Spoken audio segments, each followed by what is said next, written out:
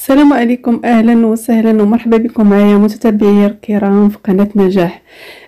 كيف ما كتشوفوا اليوم غادي نقترح عليكم كيكه بكريم باتيسير ايضا التفاح. كتجي رائعه جدا مذاقا وحتى في الشكل ديالها. كنتمنى يروقكم الطبق ديال اليوم او الكيكه ديال اليوم وانتم كتشوفوا هذا الفيديو هذا، وكنتمنى ايضا تكونوا في صحه جيده وفي احسن الاحوال وانتم كتابعوا قناه نجاح. غادي ندوزو باش نشوفوا المكونات والطريقه ديال التحضير اللي سهله جدا وما كتاخذش منا وقت طويل. بلا ما نطول عليكم غندوزو مباشره للطريقه ديال التحضير. بقاو معايا حتى اخر الفيديو، ما تمشيو فين. وكيف ما تشوفوا معايا متتبعي الكرام غادي ناخذوا جوج بيضات. هنا طربت جوج بيضات مع كاس ديال السنيده ولا سكر حبيبات، وكنضيفوا لها ساشي ديال الفاني وقبيصه ديال الملحه، وكنحاولوا نطربوا هذا المكون بطراب يدوي او طراب كهربائي حسب المتوفر اللي بغيتو. كنطربوا مزيان حتى كنحصلوا على هذه الكريمه هذه كيف ما كتشوفوا معايا. من بعد غادي نضيفوا واحد تقريبا ما واصلش ديال الكاس ديال الزيت، كاس لاروب ديال الزيت المائده، وغادي نحاولوا نخلطوا هاد المكونات مزيان مزيان مزيان حتى غتنسجم مع بعضياتها.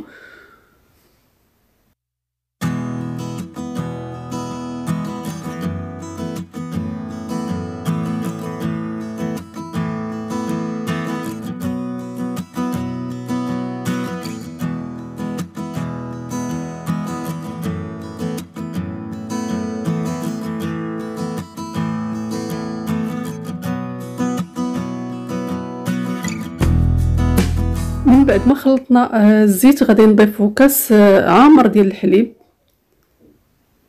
وايضا غادي نخلطوه مزيان مع هاد المكونات هذه حتى غتنسجم لينا المكونات كامله مع هادوك العناصر الاولى. حاولوا تطربوا المكونات مزيان، كل حاجه كندخلوها في داك العناصر مزيان حتى ما غاديش مازال تبقى تبان لينا كتعطينا واحد لاكريم صافي. وغندوزو للمرحله اللي من بعد اللي غنضيفو فيها الطحين والخميره.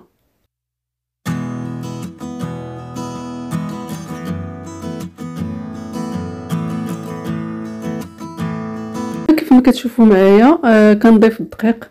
هنا عندي جوج كيسان ديال الطحين وشويه واحد شويه حسب الدقيق واش كيشرب لكم. كنبقى نضيف هاد جوج كيسان ديال الدقيق بعد ما كنغربلوه كنضيف بشويه بشويه وانا كنحرك، وكنضيف ايضا واحد ساشي ديال الخماره اللي كنغربلها حتى هي باش ما كتعطينيش دوك الكويرات صافي. وغنضيف هاد العناصر مزيان وغادي نخلطها. وكيف ما قلت لكم راه عندي هنا كيهز ليا جوج كيسان وشويه ديال الدقيق، وكنضيف هذاك الدقيق بشويه بشويه ما كنخويش في دقه، كنبقى نضيف بشويه وانا كنخلط حتى كنحصل على واحد لا كريم. من بعد خديت هنايا التفاح اللي قشرته وقطعته مغصويات هكا طريفات صغيورين صافي. كنضيفو على داك الخليط، غادي نضيفو على الخليط وغادي نبقى نخلط هذاك المكونات كلها حتى كتغطى ليا كاع داك التفاح مع داك الخليط كينسجموا وكيعطيوني واحد الخليط اللي كريمي صافي. وغادي ناخذ واحد المول اللي غندهنو بالزبده ولا الزيت اللي بغيتو، كدردروا عليه شويه ديال الطحين كيف ما كتعرفوا، وغادي نخويو هاد العناصر هذه كامله. ولكن قبل من ذلك نسيت واحد المكون اللي مهم اللي كيعطينا الكيك ديالنا يعني رطيطب وكيكون دوك في رطيطب بزاف. غادي نضيف واحد المعلقه تقريبا ديال الخل الابيض، وغادي نحرك المكونات كامله عاد غادي نخويها في المول. هذا هو المكون اللي كيخلي لنا الكيك ديالنا رطيطب وكيكون مثقب صافي. من بعد ما درت الخل كيف ما كتشوفوا معايا خلطت المكونات مزيان، غادي نصب هذا الشيء كامل في المول اللي ديجا قلت لكم باننا راه كندهنوه بشويه ديال الزبده او الزيت، الكل كيعرف هذه القضيه هذه. غادي ندردروا شويه ديال الطحين عليه ثم غادي نصبوا هذا الخليط هذا وغادي نحاولوا نقادوا الخليط ديالنا في المول. ومن بعد غادي ندوزو للمرحله اللي من بعد. خليكم معايا.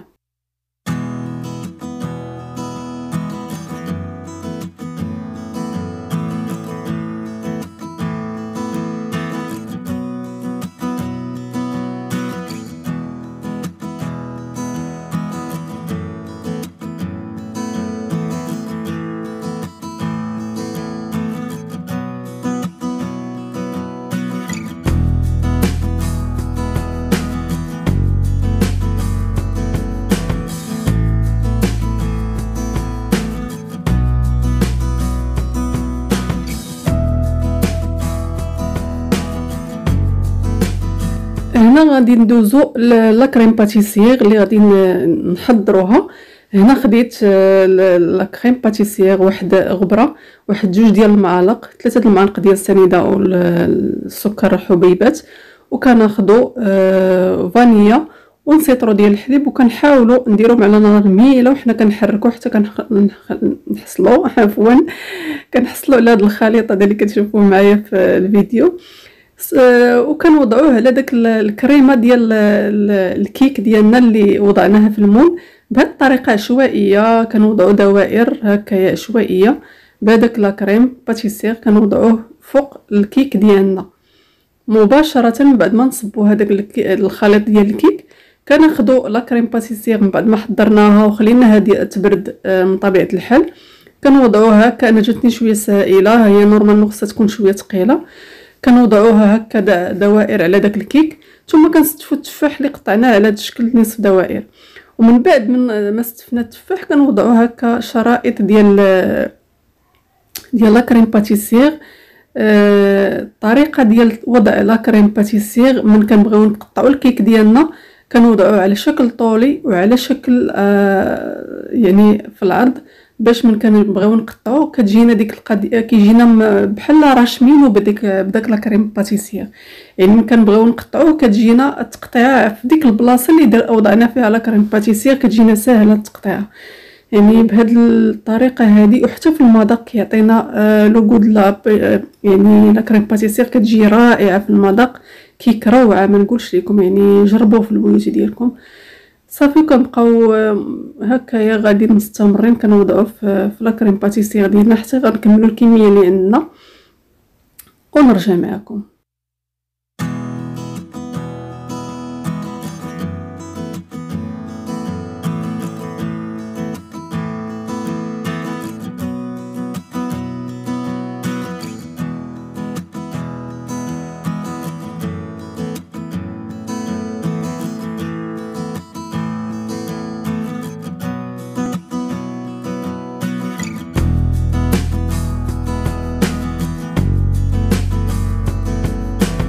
دابا كيف ما كتشوفوا معايا من بعد ما سالينا لا كريم باتيسير ديالنا هكايا وضعناها كامله على الكيك، غادي ندخلوها الفرن بطبيعه الحال 160 درجه.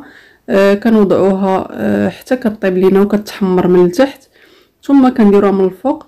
صافي كيف ما كتشوفوا معايا هذا هو الكيك ديالنا، كيجي رائع في المذاق وحتى في الشكل ديالو كيجي زويون وصحي. وكنتمنى تجربوه بهذه الطريقه هذه. من بعد ما هاد العمليه ديال بعد ما كيخرج كيبقى سخون كناخذوا هنا كناخذوا كيف ما قلت لكم، يعني تقدروا تسقيوه باش ما بغيتو بالليمون معصرينو دايرينو السكر مدفينو شويه، اولا بالعسل اولا بالكونفيتير. هنا انا استعملت العسل الحر، يعني سخنته شويه ودهنته به. يعني كيبقى لكم اختيار، اولا كتاخذوا غير السيرو ديال السكر اولا الليمون اللي بغيتو، الكونفيتير ناباج. المهم كيبقى لكم الاختيار، كيعطي واحد لابغيونس زوينه للكيك ديالنا وحتى في المذاق كيزيد واحد اللذه. كيبقى هذا هو الفيديو ديال اليوم، كنتمنى ينال الاعجاب ديالكم. الى عجبكم من طبيعه الحال ما تنساوش دائما الدعم ديالكم ليا مستمر باللايكات والاشتراك والبارطاج مع الاصدقاء والحباب. شكرا لكم على المتابعه وكنشكركم على التعليقات. ما تنسوش التعليقات دائما حتى هي باش تتحفزني ونعطي اكثر. شكرا لكم. كانت معكم قناه نجاح. شكرا، الى اللقاء في فيديو جديد ان شاء الله. السلام عليكم.